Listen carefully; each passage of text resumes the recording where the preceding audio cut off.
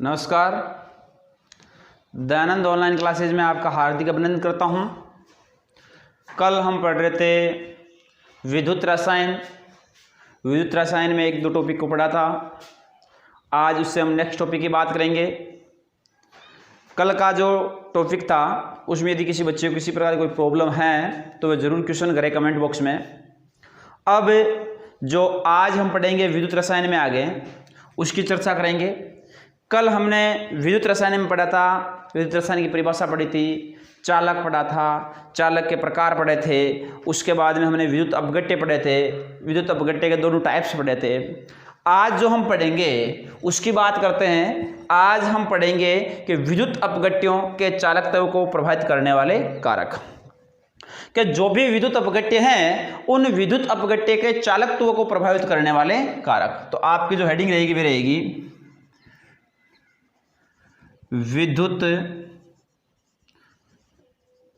अपघट्यों के चालकत्व को प्रभावित करने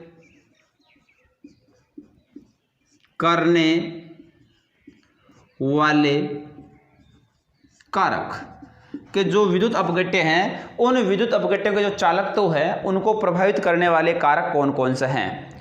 तो सबसे पहले जो इसका फर्स्ट कारक रहेगा उसकी हम बात करते हैं। इसमें हम लिखेंगे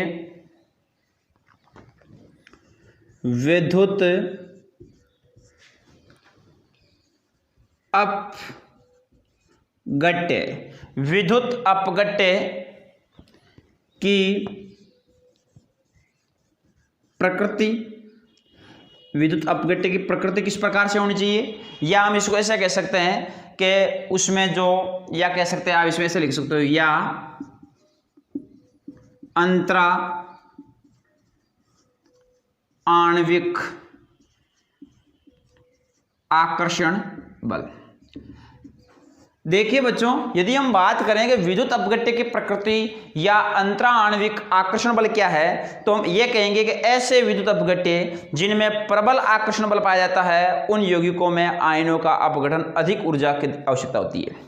कि हम ये कह सकते हैं कि आपके पास में कोई विद्युत अपघट्य है, वह दो प्रकृति में हो सकता है, एक तो प्रबल प्रकृति में हो सकता है, एक दुर्बल प्रकृति में होता है। यदि किन्हीं दो आयनों के मध्य प्रबल बंध बंधा हुआ है, यानी अंतरा आणविक आकर्षण बल प्रबल है, तो उसको विघटित करने के लिए, उसको तोड़ने के लिए अधिक ऊर्जा की आवश्यकता होगी।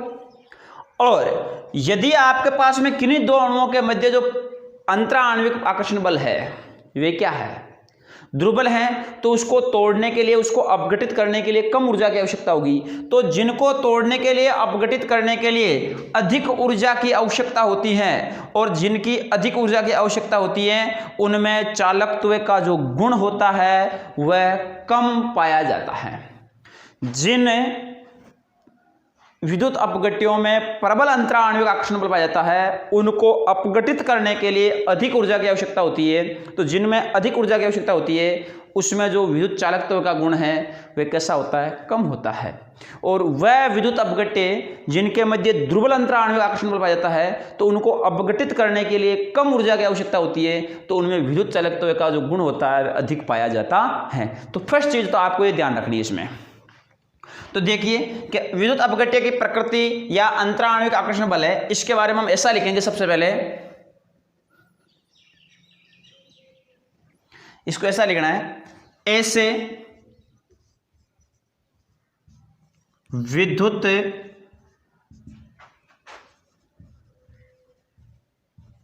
अपघट्य जिनमें प्रबल आकर्षण, ऐसे विद्युत अपघट्य जिनमें प्रबल आकर्षण बल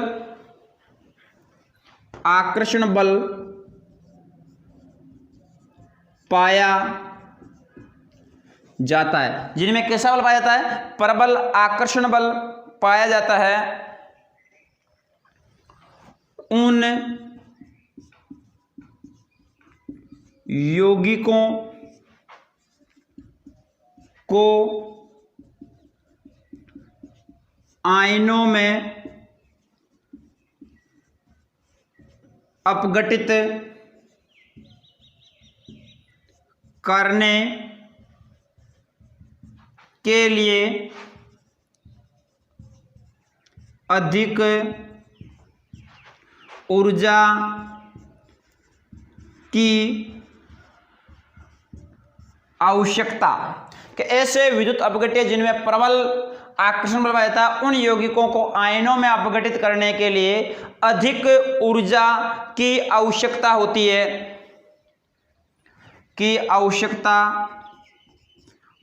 है, अतः तो जिनमें अधिक ऊर्जा की आवश्यकता होगी उनमें चालकत्व का गुण कैसे पाया जाएगा, कम पाया जाएगा। अतः इनमें चालकत्व का गुण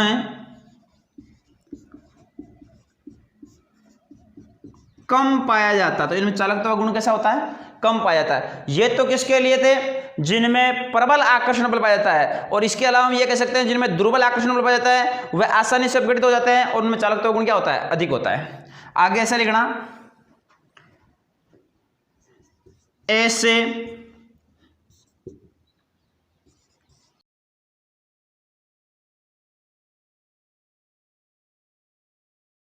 विद्युत जिनमें दुर्बल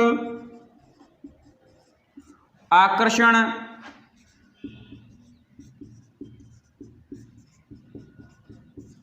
बल पाया जाता है वह यौगिक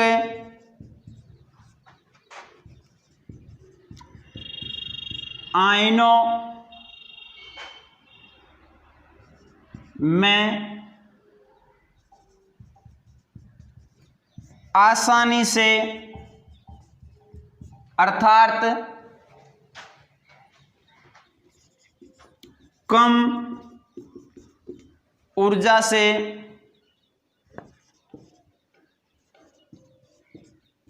अपघटित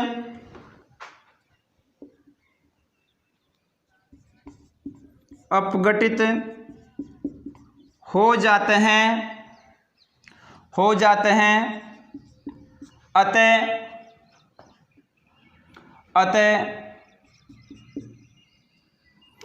इसमें चालकत्व का गुण क्या था, कम था, तो इसमें चालकत्व का गुण क्या रहेगा, अधिक रहेगा। अतः इसमें अधिक चालन पाया जाता है, अतः इनमें अधिक चालन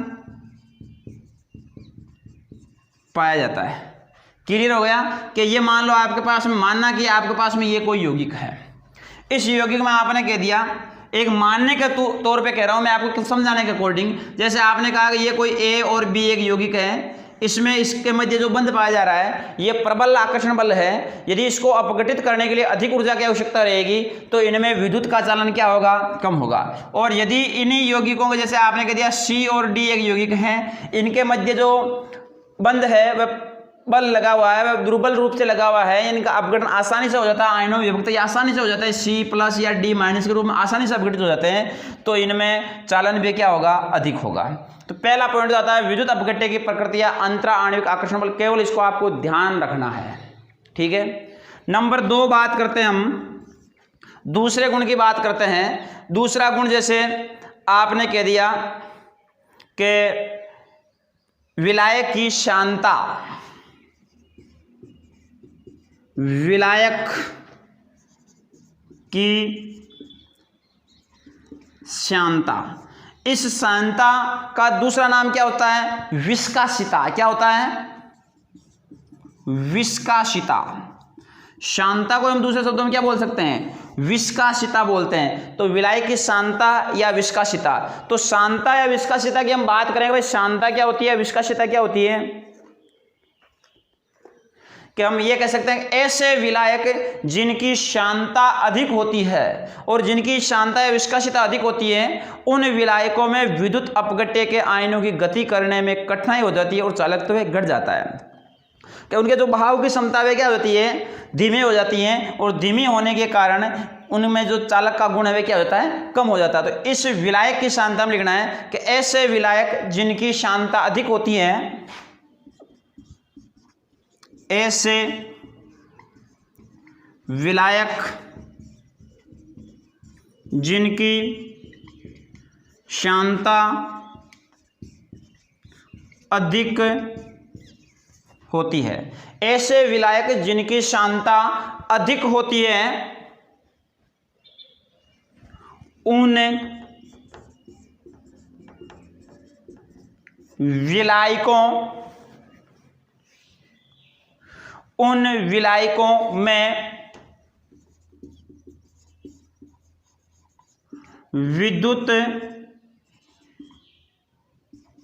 अपघटन, के उन विलायकों में विद्युत अपघटन के आयनों की गति कम होती है। तो विद्युत अपघटन के दौरान जो आयन है उनकी गति कैसी होती है, कम होती है, और आयनों की गति कम होती है तो उसका चालक तो क्या होता है, घट जाता है। अतः इनका चालकत्व घट जाता है। 2 पॉइंट हो गए। अब इसी प्रकार से हम यदि अगले पॉइंट की बात करें, तीसरे पॉइंट की, तो उसमें आता है विलयन की सांद्रता, या पहले हम ताप का प्रभाव ले लें। एक ताप का प्रभाव, देखिए ताप का प्रभाव क्या है कि ताप बढ़ाने पर विद्युत अपघट्य के वियोजन की मात्रा बढ़ती है तो चालकत्व क्या होगा, बढ़ेगा। यदि आपने ताप बढ़ाया तो विलयन की चालकत्व की मात्रा क्या बढ़ेगी, बढ़ेगी। ताप बढ़ेगा तो उसमें जो उसके विद्युत अपघट्य हैं उनके वियोजन की मात्रा भी क्या होगी, बढ़ेगी। तो आपको ऐसा लिखना है कि ताप बढ़ाने पर विद्युत अपघट्य के वियोजन की मात्रा बढ़ती है। तो लिखो इसमें ताप बढ़ाने पर विलयन के वियोजन, या क्या कह सकते हैं इसको, अपघटन की मात्रा बढ़ती है। यदि आप ताप बढ़ाओगे तो विलयन के वियोजन या अपघटन की मात्रा बढ़ती है, और इनकी मात्रा बढ़ती है तो चालकत्व भी क्या होता है, बढ़ता है। तो चालकत्व भी बढ़ता है। ओके, अब इसका एक अंतिम पॉइंट है, उसके बारे में हम बात कर लेते हैं। ये केवल आपको कारक थे, उनके बारे में केवल आपको ध्यान रखना है, ज़्यादा कोई डीपली विशेष कुछ नहीं है इनमें, केवल इनको आपको ध्यान रखना है भाई कौन कौन से कारक होते हैं और किस प्रकार से उनको कहा गया है। ओके, इसका अब जो लास्ट बिंदु है उसके बारे में हम बात करते हैं। कारकों में 4 नंबर टॉपिक है कि विलयन की सांद्रता।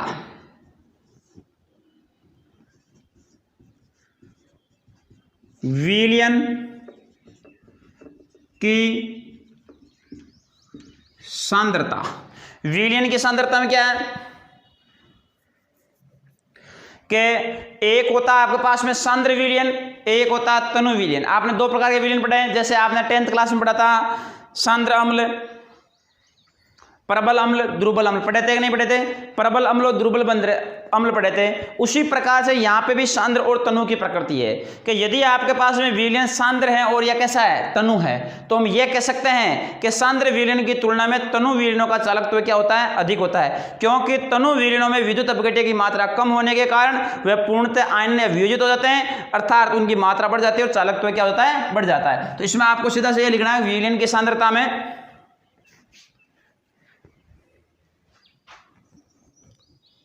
सांद्र विलयन की तुलना में तनु विलयन का चालकत्व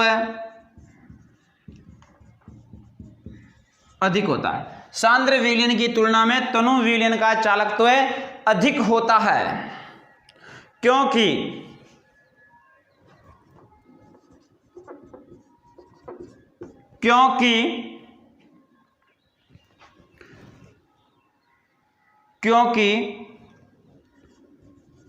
तनु विलयन की किसकी? तनु विलयन की, क्योंकि तनु विलयन में विद्युत अपघट्य की मात्रा कम होती है। किसकी? विद्युत अपघट्य, तनु विलयन में विद्युत अपघट्य की मात्रा कम होती है, जिस कारण उनका पूर्ण रूप से आयनन या विजन होता है, कम होती है, जिसके कारण इसका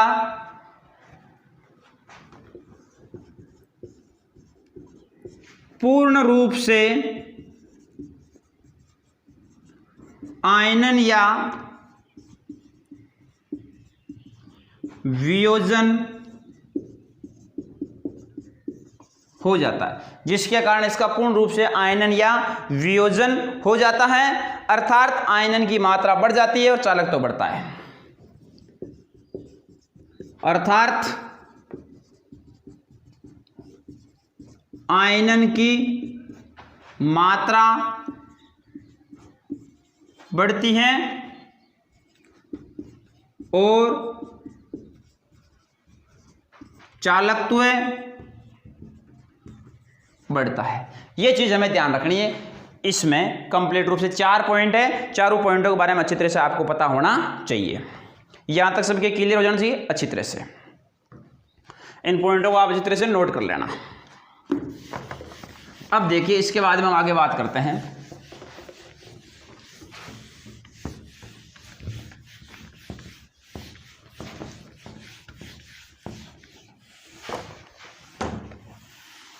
अब इन्हीं से आपको एक क्वेश्चन पूछा जाता है, यहाँ पे विशेष तौर से इंपॉर्टेंट क्वेश्चन है, उस क्वेश्चन को आपको नोट करना है।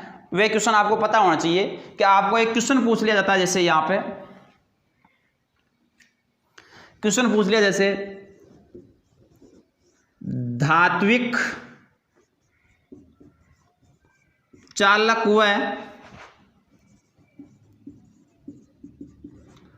अपघटनी चालक में कोई दो अंतर लिखो। ये 1 नंबर में जैसे आपको क्वेश्चन पूछ लिया कि धात्विक चालक है और अपघटनी चालक है, इसमें क्या लिखना है आपको? कोई 2 अंतर लिखना है। तो इसका आंसर लिखना है आपको सीधा सा कि धात्विक चालक कौन से होते हैं, अपघटनी चालक कौन से होते हैं। तो यहां पे आप लिख लेना धात्विक चालक, और यहां पे लिख लेना आप अपघटनी चालक। देखिए, आपके पास में 2 इकाइयां हैं, एक धात्विक चालक है और एक कैसे हैं? अपघटनी चालक। तो हम ये कह सकते हैं, यदि धात्विक जो चालक होते हैं, उन धात्विक चालकों में क्या पाए जाते हैं? इलेक्ट्रॉन। जब धात्विक चालकों में इलेक्ट्रॉन से, इसमें इलेक्ट्रॉन के प्रवाह से विद्युत धारा प्रवाहित होती है। धात्विक चालकों में इलेक्ट्रॉन के प्रवाह से विद्युत धारा प्रवाहित होती है। यदि इनमें इलेक्ट्रॉनों का प्रवाह होगा तो विद्युत धारा क्या होगी? संपन्न होगी।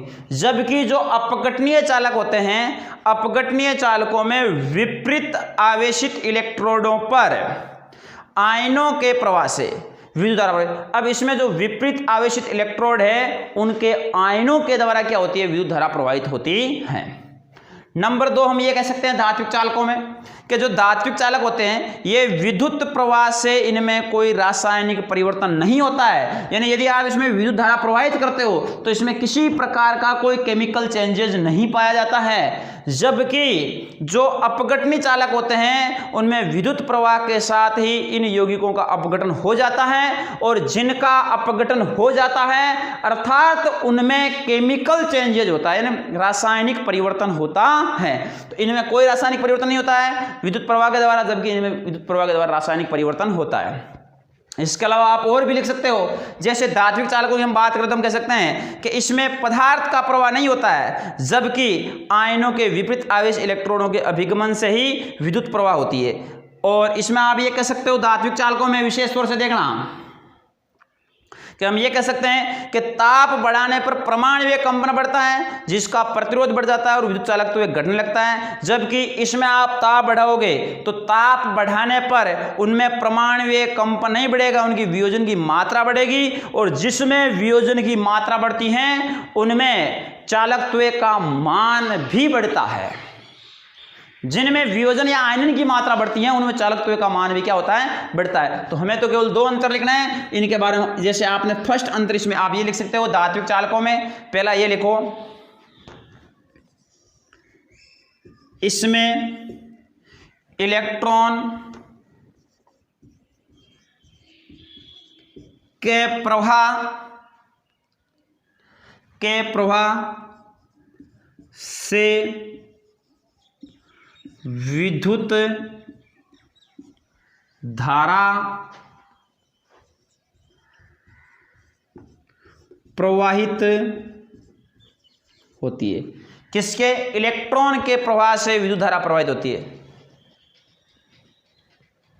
इसमें लिखना, इसमें विपरीत आवेशित आयनों के प्रवाह से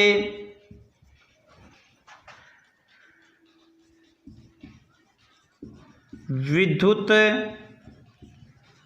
धारा प्रवाहित होती है। कि इसमें विपरीत आवेशित आयनों का जो प्रवाह होता है, विपरीत आवेशित इलेक्ट्रोडों पर आयनों का प्रवाह, विपरीत आवेशित इलेक्ट्रोडों पर आयनों के प्रवाह से विद्युत धारा, विपरीत आवेशित जो इलेक्ट्रोड हैं उन पे आयनों के प्रवाह से विद्युत धारा प्रवाहित होती है। नंबर 2 ये लिख लेना इसमें आप विशेष तौर से,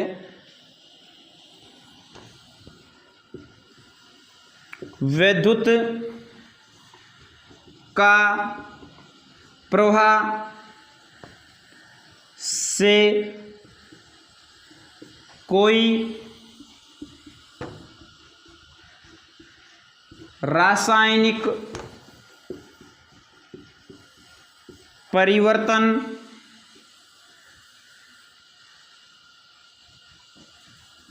नहीं होता है। कोई विद्युत के प्रवाह से कोई रासायनिक परिवर्तन नहीं होता है। इसमें लिख लो,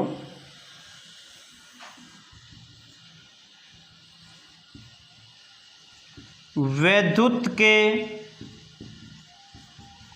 प्रवाह से रासायनिक परिवर्तन होता है। अर्थात आप ये कह सकते हो कि यदि आप उसमें विद्युत प्रवाह करोगे तो आयनों का क्या हो जाएगा, वहां पे अपघटन हो जाएगा। एक और लिख लो, चलो 2 की जगह 3 लिख लो आप इसमें अंतर। एक अंतर इसमें आप ये लिख लो,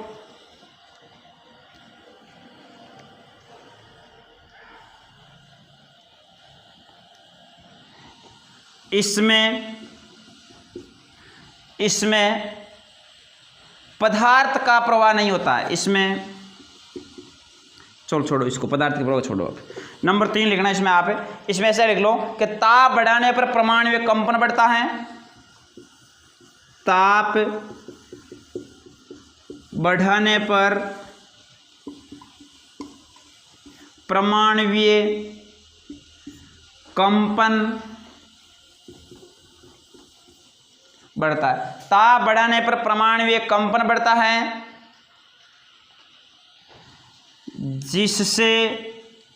जिसमें इसका प्रतिरोध बढ़ जाता है, जिसमें क्या हो जाता है, इसका प्रतिरोध बढ़ जाता है और विद्युत चालकत्व क्या होता है, घटने लगता है, जिससे विद्युत चालकत्व घटने लगता है। और उसमें आपको लिखना है अपघटनी चालक में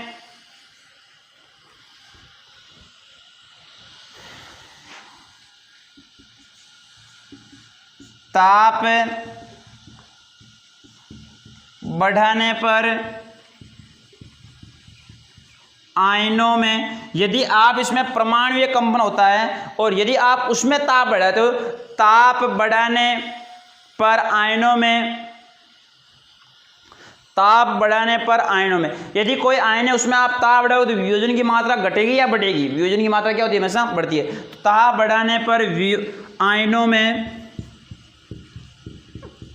वियोजन की मात्रा बढ़ती है और यदि वियोजन की मात्रा बढ़ेगी तो चालकत्व का मान भी क्या होगा, बढ़ने लगेगा। तो चालकत्व, तो विद्युत चालकत्व भी बढ़ता, तो विद्युत चालकत्व भी बढ़ता है। तो ये आपका क्वेश्चन कंप्लीट होता है। ये 3 पॉइंट विशेष तौर से ध्यान रख लेना, धात्विक चालक और अपघटनी चालक में अंतर हो गया ये। अब हम बात करते हैं बिल्कुल नए टॉपिक की, उसको समझना बहुत ही अति आवश्यक है और बिल्कुल स्टेप बाय स्टेप समझना है, ध्यान से समझना है। किसी प्रकार की कोई छोटी बड़ी चीज़ समझ में न आए तो कमेंट बॉक्स में आप ज़रूर पूछना, ज़रूर आपकी प्रॉब्लम को सोल्व किया जाएगा।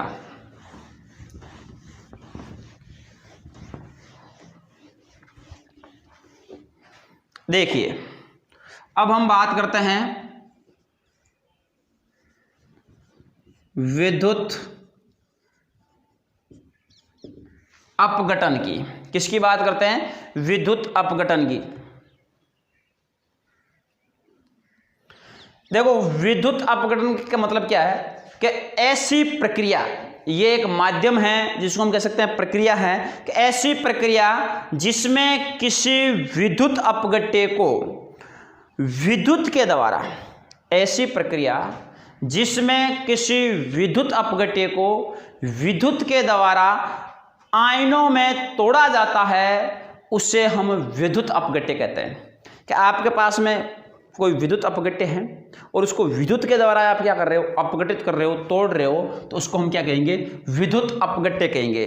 सबसे पहले हम विद्युत अपघट्य की परिभाषा की बात करते हैं कि विद्युत अपघट्य क्या होता है। तो इसकी परिभाषा में इस प्रकार से लिखनी है,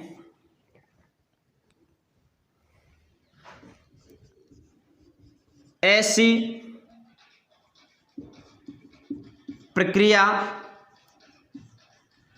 जिसमें, ये क्या मान लिया आपने, प्रक्रिया, कि ऐसी प्रक्रिया जिसमें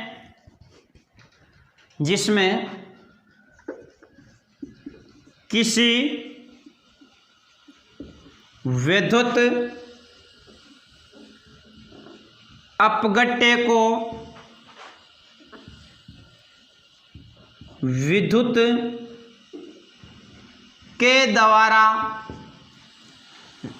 ऐसी प्रक्रिया जिसमें किसी विद्युत अपघट्य को विद्युत के द्वारा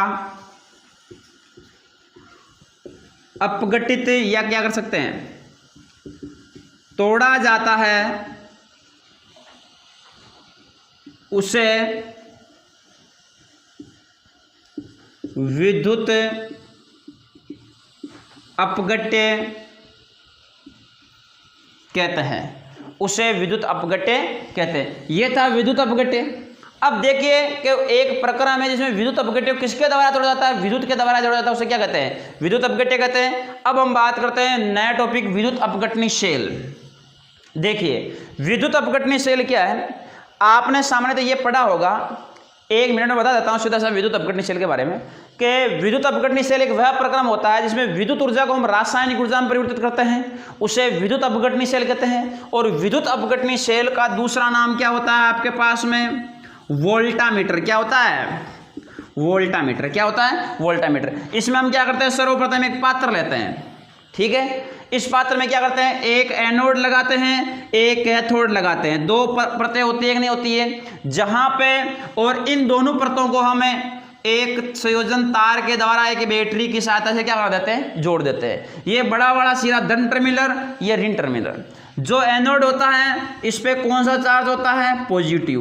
कैथोड पे कौन सा चार्ज होता है, नेगेटिव। लेकिन विशेष तौर से ध्यान देने योग्य ये बात है कि जब ये क्रियाविधि करते हैं, जैसे आपने कहा कि इसके अंदर आपने क्या भर दिया, NaCl का विलयन भर दिया, NaCl के विलयन में भरोगे और यहाँ से धारा प्रवाहित करोगे, तो धारा प्रवाहित करने के तहत इसमें जो माइनस के आयन होंगे वे किस पे जाएंगे, एनोड पे, और जो प्लस के आयन होंगे वे किस पे जाएंगे, कैथोड पे। ये इसकी एक क्रियाविधि का प्रोसेस है जो हम कल पढ़ेंगे। ये टॉपिक लगे यहाँ तक अच्छी तरह से आप नोट करना और साथ साथ तैयार करना। आज के लिए इतना ही, धन्यवाद।